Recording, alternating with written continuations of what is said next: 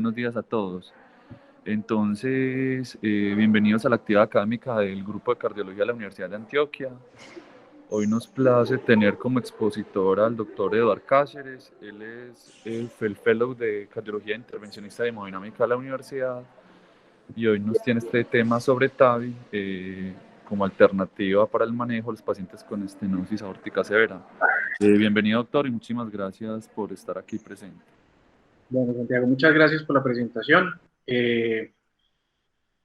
Digamos, es importante reconocer que resumir este tema en los siguientes 50 minutos es bastante complejo, sin embargo, lo quise orientar hacia 3 puntos relevantes en el desarrollo de las técnicas del reemplazo valvular aórtico transcatéter. Como lo digo, pues esto es un tema que tiene muchísimo interés a nivel mundial, es un tema gigantesco. Se pueden hacer congresos exclusivamente para tratar temas muy específicos como el acceso vascular, como el tipo de prótesis, el dispositivo, como la mejor estrategia para medir la raíz aórtica, entre muchas otras cosas, pero pues quise enfocar la charla en estos 3 aspectos fundamentales. Primero, la perspectiva histórica de las prótesis transcatéter. Segundo, los principales ensayos clínicos que quizás hoy por hoy no sea imposible mencionarlos en 50 minutos, pero quise traer como los más relevantes históricamente y sus aportes en la práctica diaria. Y los factores determinantes para escoger el paciente candidato y algunos de los subgrupos especiales que hoy por hoy siguen en investigación. Para empezar a hablar sobre esto, pues hay que entender que la perspectiva histórica de las válvulas transcatéter en la aorta fueron temporales. Hace más o menos 50 años, el doctor Davis colocó la primera prótesis montada realmente en un catéter, la cual se ubicó transfemoralmente en la aorta descendente de un perro. Esto, digamos, lo que buscaba era orientarse para abrirse como un paracaídas pasivamente en diástole y obstruir el flujo retrógrado en estos pacientes con insuficiencia aórtica severa. Durante las siguientes décadas, varios grupos siguieron experimentando con válvulas temporales que se activan pasivamente, pero con una intención netamente paliativa en pacientes con insuficiencia aórtica severa. Estas prácticas nunca se utilizaron en humanos. Ya posteriormente se realiza la primera intervención con catéter ya dirigida a una válvula aórtica estenótica con un balón. Inicialmente esta terapia fue escogida para los pacientes con estenosis aórticas severas congénitas. Y posteriormente se describió la técnica en el año 86 por el doctor Alan Crivier para pacientes con estenosis aórticas severas degenerativas. Pero su impacto clínico fue limitado por la recurrencia de síntomas y reestenosis a los 6 y 8 meses. En el 92, el doctor Henning Anderson describió como tal la primera prótesis de una válvula aórtica montada en un marco de alambre, hecha a mano, y se cosió una válvula aórtica porcina sobre esta, se montó sobre un stent y se llevó transcatéter hasta la válvula aórtica, donde se implantó transarterialmente en un cerro. Digamos, de ahí su éxito, pues empezó el interés para poderlas extrapolar a humanos. Y quizás la primera prótesis no tuvo que ver con la aorta, tuvo que ver con la válvula pulmonar. En el año 2000, el doctor Philip von Hofner describió una válvula bovina cosida entre un stent con un gran diámetro que se implantaba por manera percutánea en niños con insuficiencia y estenosis pulmonar congénita, demostrando realmente una viabilidad en la implantación de las válvulas transcatéter en humanos. Posteriormente, hasta el 2002, hace aproximadamente 18 años hoy, el doctor Alain Crivier, que fue el que desarrolló los estudios de la valvuloplastia aórtica en estenosis degenerativa, realizó el primer implante de la válvula aórtica transcatéter, abriendo como tal la puerta a una nueva era de manejos percutáneos en una enfermedad que con el envejecimiento se vuelve relativamente más común. Estas iniciales fueron válvulas expandibles con balón, como pueden ver ahí en las gráficas. La que está en la gráfica A es la válvula Crivier-Edwards original, y esta se construyó en un metal, pues realmente en un acero inoxidable, dentro del cual se pusieron las válvulas con pericardio equino. Posteriormente, esa válvula ha tenido modificaciones pues evolutivas asociadas con las mejores tecnológicas, que es la Edwards Sapient, la Sapient XT, incorporando ya no un pericardio equino, sino bovino, más duradero, y una falda que se ve en la parte inferior de la válvula que permite reducir las fugas paravalvulares. Y como vamos a ver más adelante, las fugas paravalvulares es un factor determinante en el pronóstico del implante de una prótesis aórtica transcatétera. Vemos que posteriormente el grupo Edwards ha, digamos, evolucionado esta prótesis y ha mejorado su perfil de navegabilidad, los materiales con los que se ha hecho. Actualmente se reemplazó el acero inoxidable por aleaciones de varios metales. Esta específicamente tiene cromo cobalto, y esta aleación de metal permite que este sea un metal más delgado, mucho más fuerte, pero más comprimible, y al final también asegura una mayor área al momento de liberarse, junto con una mayor durabilidad, que es un factor importante en este tipo de intervenciones. Es importante destacar que también, digamos, el tamaño de todos los dispositivos para llevar la prótesis hasta la aorta se ha disminuido en diámetro, y que actualmente se fabrican modelos de prótesis entre 20, 23, 26 y 29 milímetros. Para seguir esta parte histórica hay que reconocer que existe otro tipo de prótesis, que es las prótesis autoexpandibles. En el año 2005 empezaron como tal los estudios de este tipo de prótesis, que es el Corval, inicialmente en India y en Alemania. Este marco de esta prótesis es diferente, es una aleación de un metal diferente, es hecha por nitinol. El nitinol es una aleación entre níquel y titanio, que, digamos, es mucho más maleable cuando está frío, y por eso la válvula se prepara y se comprime fría, y cuando se libera a la temperatura corporal, la válvula se pone rígida. Estas válvulas se construyeron con pericardio porcino, y pues lo que se hace es que se inserta en todo este equipo, y a medida que se va retirando la funda, pues la válvula se va liberando y se va expandiendo paulatinamente. Si se dan cuenta, esta válvula es más larga, tiene un marco más largo que se extiende hacia arriba y se ancla a la aorta supracoronaria, lo cual le permite autocentrar la válvula y proporciona un punto de adición de fijación con respecto a las otras válvulas. Como otro plus que tiene esta válvula, permite hacer recapturas para poder reposicionarse entre 3 y 4 veces y poder recuperarse. Este es como un enfoque histórico de las válvulas en general. Digamos que resume los diferentes modelos de válvulas realizadas. Algunas recientemente ya no están en el mercado, pero en términos generales, pues existen diferencias entre los mecanismos de liberación, las aleaciones de los metales y los materiales con los que se realizaron. Como vamos a ver más adelante, se puede decir que las que son autoexpandibles tienen una incidencia, una frecuencia de más bloqueo auriculoventricular, que a lo largo requiere pues un poco más de implantes de marcapaso. Y las expandibles con balón, lo que se ha encontrado es que tienen una probabilidad un poco más alta de obstrucción de las ostium coronarias. En términos generales, llevamos más o menos 18 años después de la implantación de la primera prótesis, y se han realizado más de 300.000 procedimientos en el mundo. Como vamos a ver más adelante, también existen muchos más centros, actualmente son más de 1.200 centros que están haciendo hemodinámica estructural y aportando experiencia y aportando centros de investigación para digamos, estas plataformas transcatéter.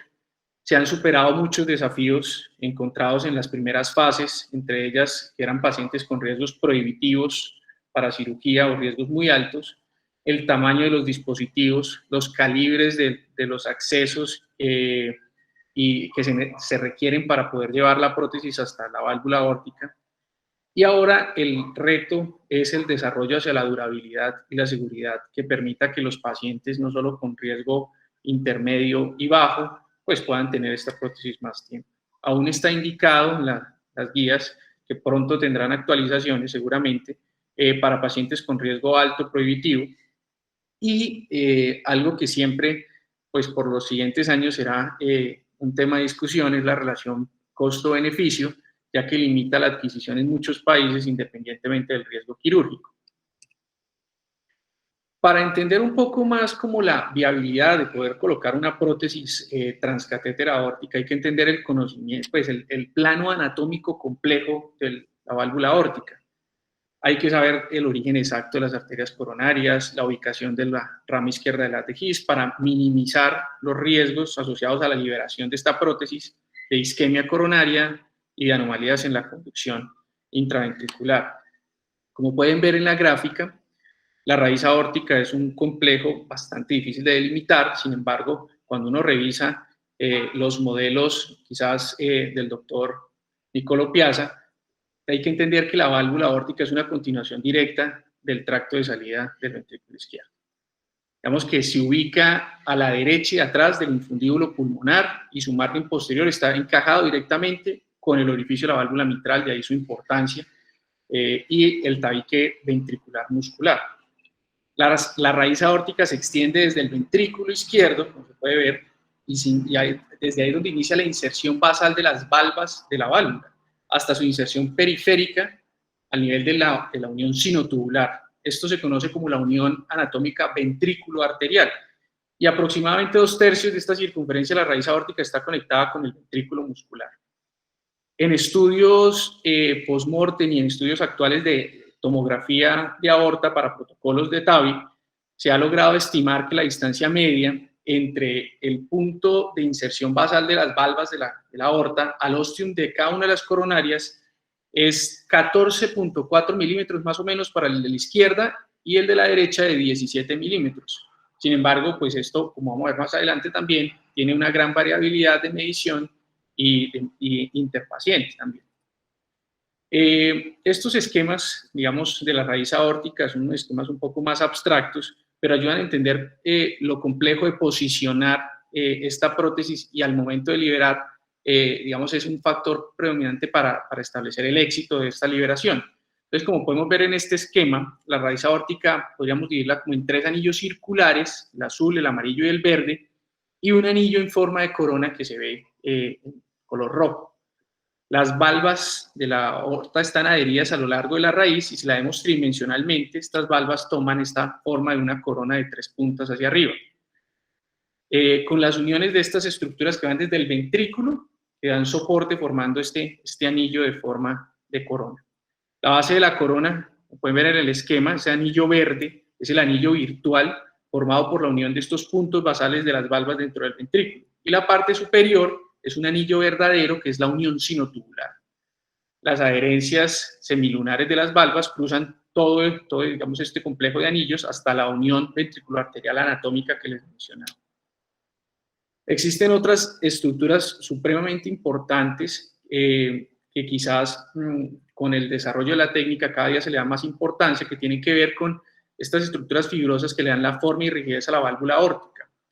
Estas tienen que ver con estas formaciones que se ven en la parte superior de los triángulos intercalados, que se forman entre la valva coronariana derecha y la no coronariana con la izquierda.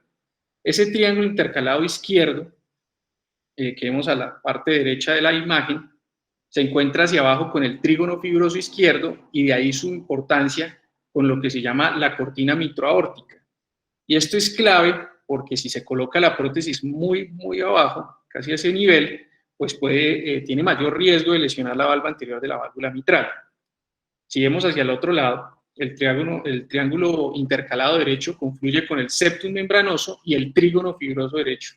Esas dos estructuras conforman el cuerpo fibroso central del corazón y es donde las válvulas auriculoventricular y la válvula aórtica se unen en la continuidad fibrosa, digamos, como el esqueleto fibroso del corazón. ¿Por qué es importante lo que les he mencionado? Porque realmente el anillo de la válvula aórtica y su raíz y todas sus dimensiones muestran una gran heterogeneidad y su diámetro puede medirse utilizando diversas modalidades de imagen. Esto, pues, digamos, históricamente ha incluido no solo el ecocardiograma transtorácico, el eco transesofágico, la tomografía axial computarizada con protocolos estrictos para TAVI, la ortografía por fluoroscopia y la evaluación de los accesos vasculares por fluoroscopia y, por último, las imágenes en resonancia magnética. Pero de esto quizás donde me voy a detener un poco más de tiempo es hablando del TAC multicorte. ¿Por qué? Porque hoy por hoy es el gol estándar de la terapia, pues del tipo de medición del complejo valvular aórtico. Cada día se requieren TACs más sofisticados que tengan al menos 64 detectores, con una resolución de 0.5 milímetros entre los cortes de la aorta y los vasos periféricos. Y en estudios observacionales lo que se ha encontrado es que el uso adecuado de este TAC permite Vamos a estimar mejor el ángulo de la liberación de la prótesis, el tamaño de la prótesis, y se asocia con una mejor o un menor, grado de regurgitación de la válvula protésica implantada. Entonces, ¿qué vamos a medir en el TAC? En el TAC es importante que estimemos el diámetro del anillo de la válvula aórtica en cuanto a su eje menor, en su eje mayor, el área, el perímetro, la distribución de la extensión de la calcificación anular y de las valvas, el diámetro del tracto de salida, fundamental la altura de los óstiums coronarios desde el plano anular, reconociendo que menos de 10 milímetros es una contraindicación absoluta para el implante, la altura y el diámetro de los senos de Valsalva, el ángulo que existe entre la aorta ascendente y el tracto de salida del ventrículo izquierdo, como les mencioné previamente, la anatomía de todo el arco aórtico en cuanto a buscar disecciones crónicas, aneurismas, placas ateroscleróticas o úlceras, y por último, la anatomía vascular, que nos va a permitir predecir el tipo de acceso que vamos a tomar y el éxito del acceso. Entonces, ¿qué hacemos? Buscamos como todo el sistema iliofemoral, se hacen las mediciones, incluidos los grados de tortuosidad, calcificación y estenosis. Ahora, siguiendo esto, pues vamos a hablar como los principales ensayos clínicos desde una perspectiva histórica. Acá están como resumidos quizás los primeros estudios aleatorizados del reemplazo valvular aórtico transcatéter. Y como pueden ver, a través del tiempo se han involucrado cada vez más centros en hemodinamia estructural. Asimismo, se han incluido no solamente pacientes de riesgos altos prohibitivos para cirugía, sino también riesgos altos, intermedios y bajos. La gran mayoría de estos pues, se hizo con un cálculo de tamaño de muestra con base en hipótesis de no inferioridad de la prótesis aórtica transcatéter versus el reemplazo quirúrgico o el manejo médico estándar, que ya vamos a ver cómo se define. Y es importante reconocer que las prótesis de la primera generación probadas en los primeros estudios ya no existen en el mercado porque han sido modificados basados en estos resultados. Entre las modificaciones tienen que ver el tamaño, el diámetro de los dispositivos que necesitamos para el ascenso y el implante, el riesgo embólico de los mismos, los materiales, la durabilidad, etc. Y pues cada vez pues, podemos decir que las prótesis han mejorado tecnológicamente. Para empezar a hablar de estos estudios, entonces, como les decía la tabla anterior, el primer estudio quizás histórico es el Partner 1. Partner 1 usaba una prótesis expandible con balón, que era la Edwards. Este estudio es importante reconocer que la asignación aleatoria en pacientes con estenosis aórtica severa con riesgo alto prohibitivo se distribuyó en dos cohortes. La cohorte A, que eran pacientes que fueron llevados a TAVI versus cirugía convencional, y la cohorte B, que eran pacientes aleatorizados a TAVI o a manejo médico estándar porque eran, digamos, rechazados por el grupo quirúrgico por mayor riesgo de mortalidad o porque era imposible ofrecerles una terapia quirúrgica. La terapia médica estándar no es solamente medicamentos y como lo hemos podido ver a través del tiempo, un paciente con estenosis aórtica severa, dejarlo en manejo médico es casi que hablar de manejo médico paliativo. Aquí se incluía también la valvuloplastia aórtica con balón. Y si ven, la cohorte B se presentó primero que la cohorte A. Entonces, vamos a empezar hablando de la cohorte B. Entonces, la cohorte B se hizo una asignación aleatoria a los pacientes que los cirujanos habían rechazado y la terapia médica estándar incluía la valvuloplastia aórtica con balón. El implante de la prótesis se hizo exclusivamente transfemoral, una válvula hecha con pericardio bovino expandible con balón. Si, digamos, pueden ver ahí la tabla 1, podemos ver que eran pacientes con un alto número de comorbilidades superpuestas. La edad promedio fueron de 83 años más o menos. El STS, que es la escala de riesgo de los cirujanos americana, es del 11 al 12%, es una escala pues bastante alta. El Euroscore fue del 26 al 30%. El 90% de los pacientes tenían clase de función entre 3 y 4.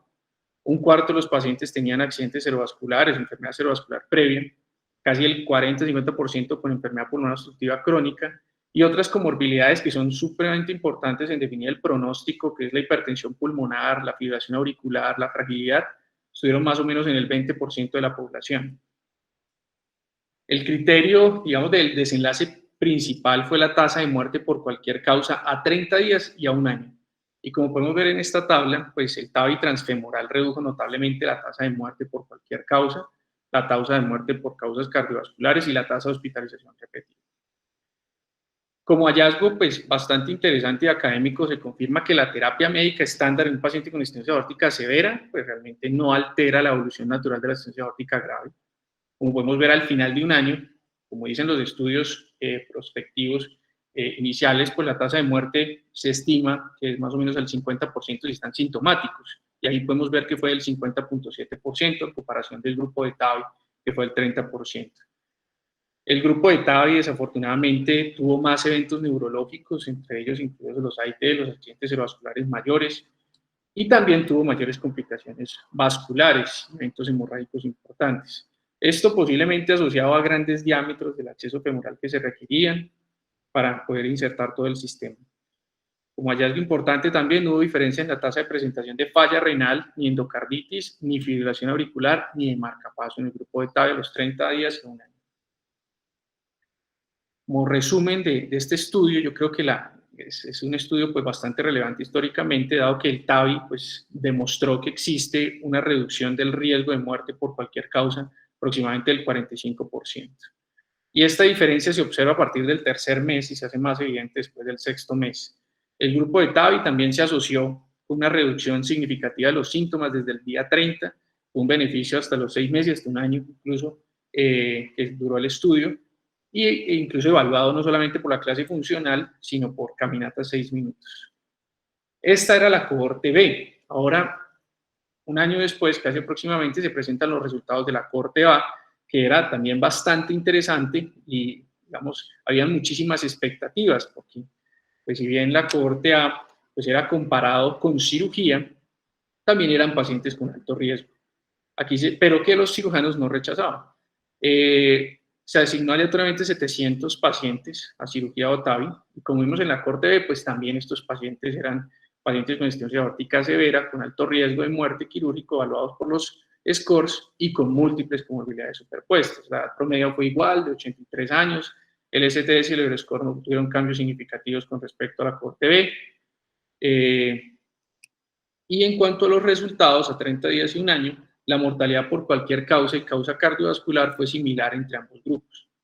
En el grupo de TAVI hay un aumento importante en la tasa de eventos neurológicos, que ya lo habíamos visto en la cohorte previa, incluidos el AIT, y la mayoría de los accidentes cerebrovasculares parecían estar relacionados con el procedimiento y ser embólicos, sin encontrar diferencias en el tipo de acceso, ya sea este transfemoral o transapical. En el grupo de TAVI también hubo mayor frecuencia de complicaciones vasculares y en el grupo de cirugía, a pesar de que no hubo estas complicaciones, hubo mayor riesgo de sangrado y fibrilación auricular. Cuanto a los beneficios clínicos del grupo de TAVI, pues es importante destacar que las tasas de hospitalización, de requerimiento de UCI fueron más bajas y la mejoría funcional fue, digamos, a pesar de que no hubo diferencias, pero fue más temprana que el grupo de cirugía. A pesar de, como les comenté, la frecuencia de accidentes cerebrovasculares en el grupo de TAVI fue mayor, como el desenlace principal era combinado de muerte y accidente cerebrovascular, este no fue, pues digamos, este fue similar entre los dos grupos en los 30 días y al año. La reducción del gradiente y la ganancia del área valvular fueron poco más en el grupo de TAVI, a pesar de presentar pues mayor regurgitación aórtica paravalvular, la cual pues se comportó estable durante el año. Entonces, como conclusión en esta cohorte, pues el grupo de TAVI pues se vuelve una alternativa al reemplazo quirúrgico en el grupo de alto riesgo quirúrgico con estenosis aórtica severa. Y se postulan hipótesis sobre si se pueden disminuir los tamaños de los sistemas de liberación y algunos dispositivos de protección de embolía cerebral para, digamos, disminuir esta brecha entre ambas terapias. Posteriormente viene el estudio Partner 2, que es un estudio que se evaluó en pacientes con estenosis aórtica severa, pero con un riesgo quirúrgico intermedio. Esto, digamos que el tamaño de muestra fue mayor, fue 2.032 pacientes, y se aleatorizó a TAVI versus reemplazo quirúrgico. El desenlace principal fue la muerte por cualquier causa cardiovascular y accidente cerebrovascular incapacitante, pero ya a 2 años, y el estudio se hizo como un estudio de no inferioridad. Digamos, aquí existen 2 cohortes, pues importante mencionar que una fue para el acceso transfemoral, que fue aproximadamente el 76% de los pacientes, y la otra para acceso transtorácico, el 23% de los pacientes. La edad promedio siguió siendo prácticamente la misma, pacientes mayores de 80 años, la gran mayoría fueron hombres, a diferencia de la anterior, que fueron mujeres, y el STS promedio fue 5.8, que sigue siendo un riesgo intermedio. Entre las comorbilidades más asociadas se encontró enfermedad coronaria, diabetes, EPOC, fragilidad, y la fracción de eyección estimada promedio pues, fue conservada. Como podemos ver en esta tabla, el desenlace principal combinado fue similar en ambos grupos a los 30 días y a 1 año y a los 2 años. Pero en el grupo de TAVI pues, existieron menores riesgos de eventos hemorrágicos, lesión renal aguda y fibrilación auricular de nueva aparición, así como una recuperación temprana más rápida y una alta más rápida. El resultado del desenlace principal pues, se mantiene sin diferencias en el análisis por subgrupos evaluados, y aquí surge una hipótesis que es posible que exista algún grado de superioridad en el grupo de la cohorte de acceso transfemoral. Sin embargo, pues como esto no fue calculado desde el principio en el estudio, requiere un estudio mayor, con mayor tamaño de muestra, con mayor potencia estadística para comprobarlo. Al igual que el estudio Partner A, digamos, este estudio también tuvo, digamos, una mayor ganancia de áreas valvulares con TAVI con mayor frecuencia que el grupo de cirugía y desafortunadamente mayor gravedad de la regurgitación paravalvular. Y como conclusión grande podemos decir que en pacientes con riesgo intermedio, con estenosis aórtica severa sintomática, el grupo de TAVI versus grupo de cirugía no presentaron diferencias significativas en el desenlace primario compuesto, que se evaluó hasta 2 años, y una reducción de síntomas, digamos, similar entre ambos grupos. Entonces, nuevamente, pues hay una propuesta sobre mejorar los avances tecnológicos para influir favorablemente en este tipo de desenlaces. Posteriormente, viene el estudio Partner 3. Partner 3, más o menos, digamos, el tamaño de muestra fueron 1000 pacientes con estenosis aórtica severa sintomática y bajo riesgo quirúrgico a someterse entre TAVI y cirugía. La edad promedio fue algo menor que los estudios anteriores, casi 8 o 9 años. El STS promedio fue 1.9%, realmente fue mucho menor, y igual que el Euroscore. Y hay una menor carga de enfermedades superpuestas en general y una fracción de eyección mucho más alta. El desenlace primario compuesto fue muerte por cualquier causa, accidente cerebrovascular, y asociaron esta vez la rehospitalización al año. Como pudimos ver en los estudios previos, esta no estaba, el cual fue significativamente menor en el grupo de TAVI, como podemos ver en las gráficas. También se asocia a TAVI a una menor tasa de fibrilación auricular a los 30 días, a hospitalizaciones más cortas y adicionalmente a mejorías más rápidas en la clase funcional, incluso en distancias de caminata 6 minutos recorridas. La limitación más importante en este ensayo quizás es el futuro a largo plazo y el deterioro estructural de la válvula que se puede tener, dado que estos pacientes tenían riesgos más bajos y edades más jóvenes. Entonces, es un reto que está en seguimiento. Ahora, lo que les mencioné eran los estudios, digamos, principales de las válvulas expandibles con balón. Como les mencioné, existen otras válvulas que son válvulas autoexpandibles. Entonces, es importante evaluar estas mismas en los mismos grupos de riesgo. Este estudio inicial es en el grupo de alto riesgo quirúrgico, que fueron también 790 pacientes, más o menos, aleatorizados a una prótesis autoexpandible, que fue la CoreValve versus cirugía. En el grupo de TAVI, con esta prótesis, la supervivencia de 1 año fue superior. Sin embargo, la frecuencia de complicaciones vasculares, implante de marcapaso y perforación cardíaca fueron mayores en este grupo. Por otra parte, los sangrados mayores, el sangrado que amenaza la vida, la lesión renal y la fibrilación auricular fueron mayores en el grupo de cirugía a los 30 días y 1 año. A diferencia del Partner 1, este estudio pues, es importante dado que no mostró un mayor riesgo de eventos neurológicos con prótesis autoexpandibles en comparación a la cirugía. Pero pues persistían ciertas preocupaciones como la tasa de rehabilitación paravalvular moderada o grave después de 1 año, que fue aproximadamente el 6%. Como estábamos viendo en el grupo de las prótesis expandibles con balón, en estas autoexpandibles, el estudio Notion es un estudio que se prueba en el grupo de bajo riesgo. Estos pacientes fueron asignados a cirugía versus TAVI y el acceso fue transfemoral en el 96% de los pacientes y un STS por medio de 3. Como podemos ver en estas gráficas de supervivencia, el desenlace primario compuesto, que aquí iba no solamente muerte por cualquier causa, accidente cerebrovascular, infarto y miocardio, no fue diferente entre ambos grupos a 5 años. sin diferencia entre la frecuencia de accidente cerebrovascular, lo cual pues también es un desenlace importante, como ya habíamos en el recorrido histórico que nos preocupaba las prótesis transcatéter. En el grupo de TAVI se presentó mayor frecuencia de marcapaso, pero menor frecuencia de fibrilación auricular. En cuanto al rendimiento hemodinámico de esta prótesis autoexpandible, podemos decir que pues, fue bastante bueno, a pesar de ser una prótesis de primera generación.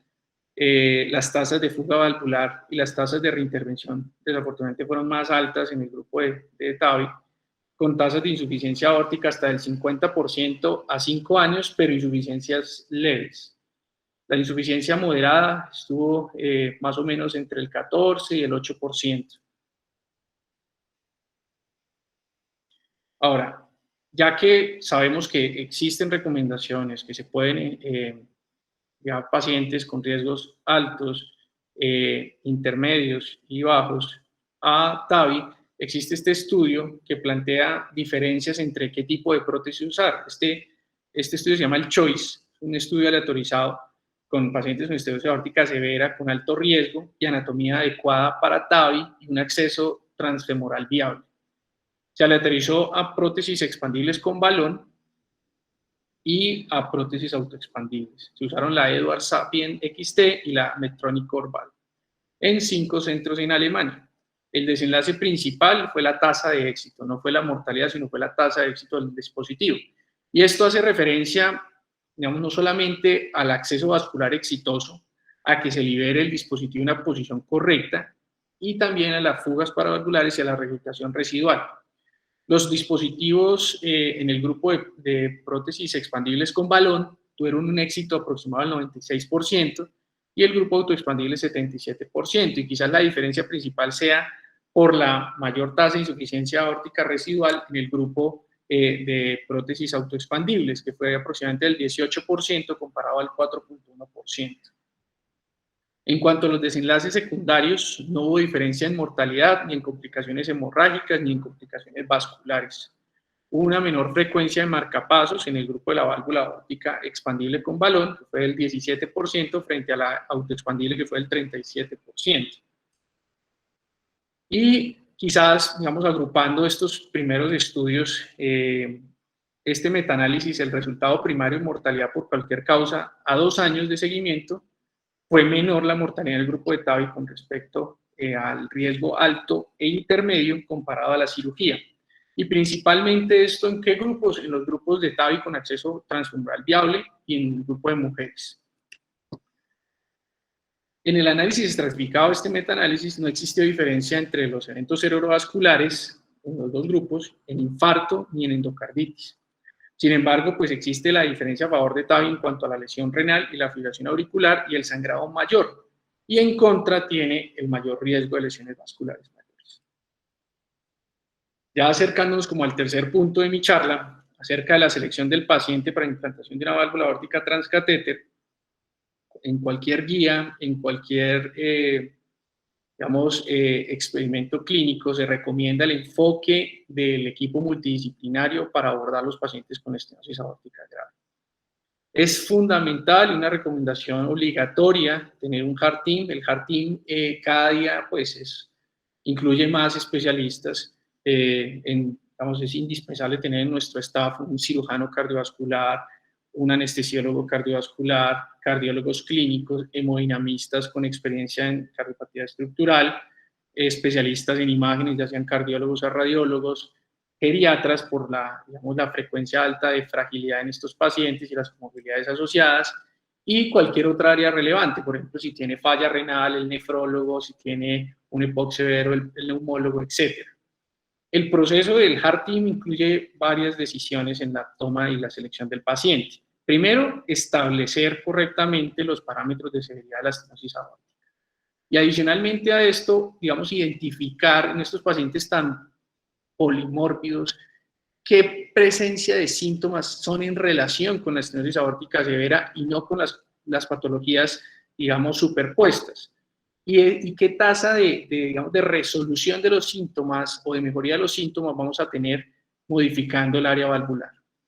Adicionalmente, es importante la evaluación del riesgo quirúrgico, el tipo y tamaño de la válvula y el acceso vascular que vamos a tener.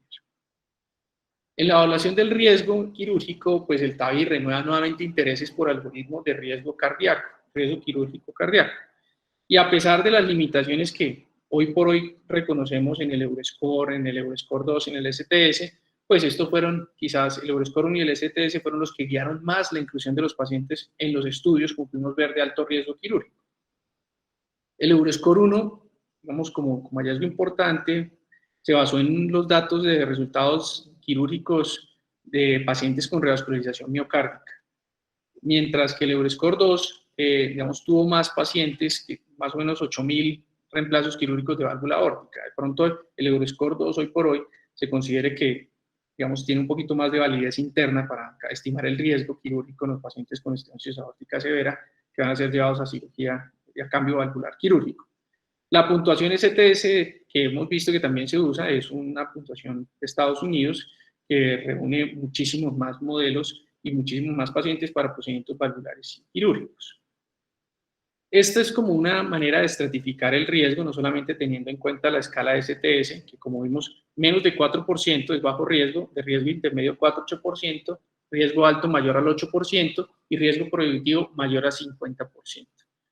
Es importante una evaluación objetiva de la fragilidad, teniendo en cuenta varias cosas. Actualmente no hay un consenso en cuánto es el método óptimo para evaluar la fragilidad. Existen escalas subjetivas, escalas de CATS, escala de comorbilidad de Charson, pero pues esto la recomendación es que lo realice un geriatra para evaluar objetivamente parámetros como la fuerza de presión, la prueba de la marcha, la albúmina. Y si se diagnostica fragilidad, pues claramente en los modelos de seguimiento se ha mostrado que tiene un peor pronóstico a corto y a mediano plazo. Otras variables importantes son el compromiso de al menos un órgano y, por último, la incapacidad o la no viabilidad para realizar el procedimiento por ejemplo, falta de accesos. Este modelo resume como un poco, de una manera más pragmática, cuando tenemos un paciente con estenosis aórtica severa sintomática, digamos, un algoritmo de cómo evaluarlo. Primero, pues la evaluación por el Heart Team. Segundo, de esta evaluación tienen que salir dos cosas. La primera, si la expectativa de vida es mayor a 1 año, esto por disminuir el grado de futilidad de la intervención. Y si la intervención va a mejorar la calidad de vida del paciente. Si la respuesta es sí, pues vamos a estratificar el riesgo que tiene el paciente entre riesgo alto prohibitivo, alto, intermedio y bajo. Digamos que, como pueden ver, digamos, también sigue estando la opción siempre de cirugía, o la opción del manejo médico o la opción del TAVI. Si el TAVI transfemoral es factible, nos vamos a inclinar siempre si las demás variables son favorables para un TAVI transfemoral. En el grupo de bajo riesgo es importante que, digamos, los pacientes cumplan estos 4 criterios, que es mayores de 65 años, que se pueda hacer por acceso transfemoral, que la válvula aórtica sea trivalva, aunque ya hemos visto en estudios de seguimiento de casos de aorta bivalva, pero pues es más favorable que sea trivalva, y ausencia de anormalidades anatómicas en el arco aórtico y en los accesos. Si cumple estos 4 criterios, posiblemente el paciente es igual de candidato a TAVI transfemoral que a cirugía. En cuanto a las contraindicaciones, podemos dividir las contraindicaciones en contraindicaciones absolutas, clínicas, anatómicas y relativas. Absolutas es no tener un Heart Team, no tener disponibilidad de un equipo de cirugía cardiovascular. En las clínicas sabemos que las expectativas de vida menor de 1 año tienen mayor riesgo de futilidad de la intervención y que estos síntomas sean atribuibles a otras comorbilidades superpuestas. La enfermedad severa de otras válvulas también es una contraindicación. Y en cuanto a las contraindicaciones anatómicas, anillos muy pequeños o muy grandes que se salgan de los tamaños de las prótesis, que exista un trombo en el ventrículo izquierdo, que haya endocarditis activa, que haya un riesgo elevado de la obstrucción de los ostium de las coronarias por calcificación valvular asimétrica, por una altura de los senos, como les mencionaba, menor de 10 milímetros, de los ostiums, perdón, y de los senos aórticos pequeños.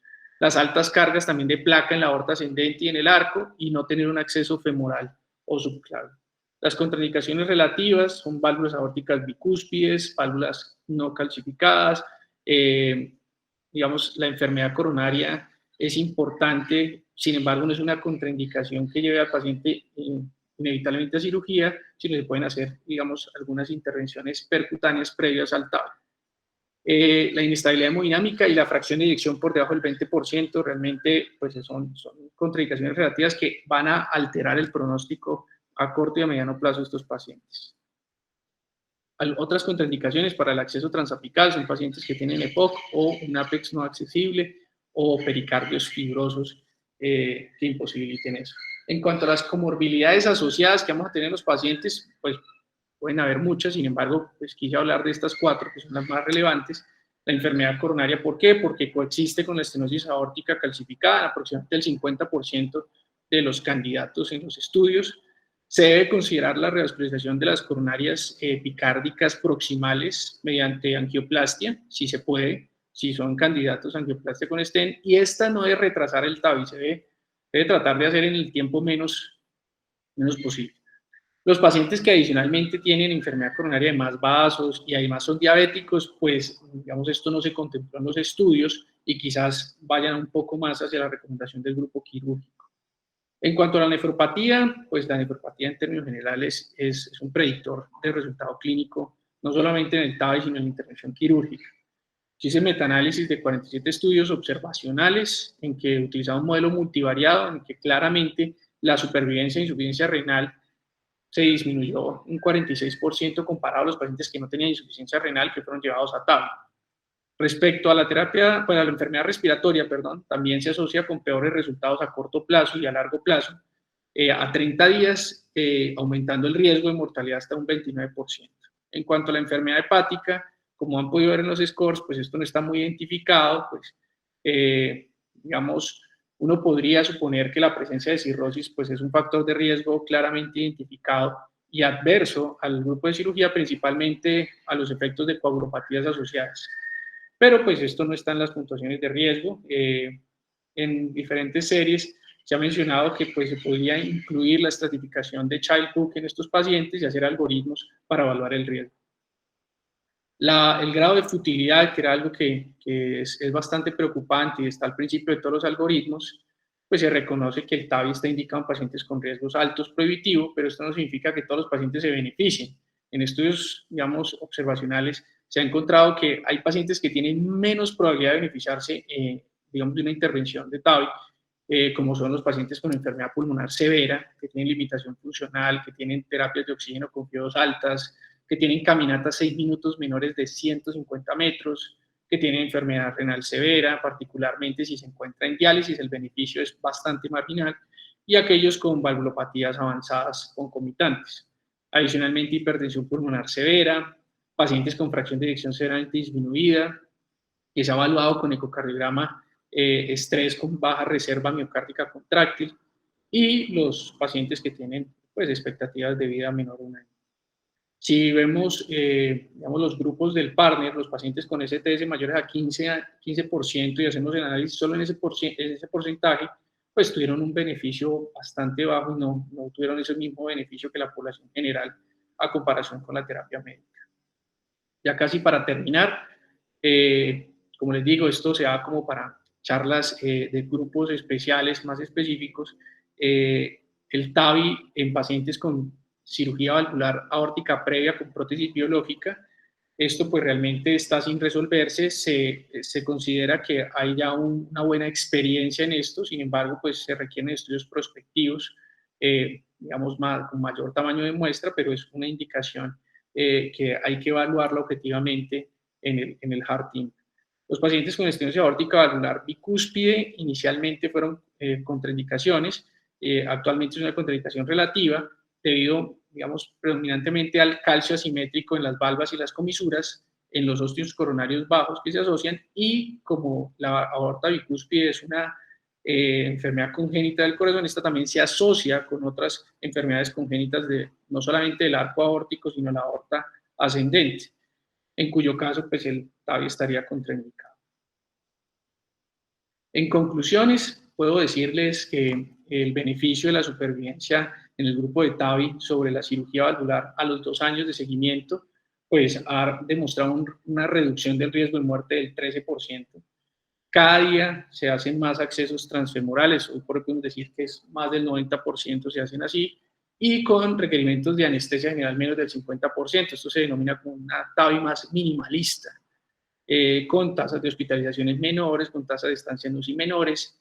La durabilidad a los 5 años se ha probado, digamos, el seguimiento a largo plazo de estos primeros estudios. Los dispositivos nuevos han mejorado los perfiles de seguridad, han mejorado también el riesgo de accidente cerebrovascular, han mejorado el riesgo de complicaciones vasculares. Sin embargo, pues a pesar de esto, pues la fuga valvular sigue siendo pues algo importante que se asocia como un factor pronóstico, especialmente en el grupo de pacientes con fracción de eyección baja.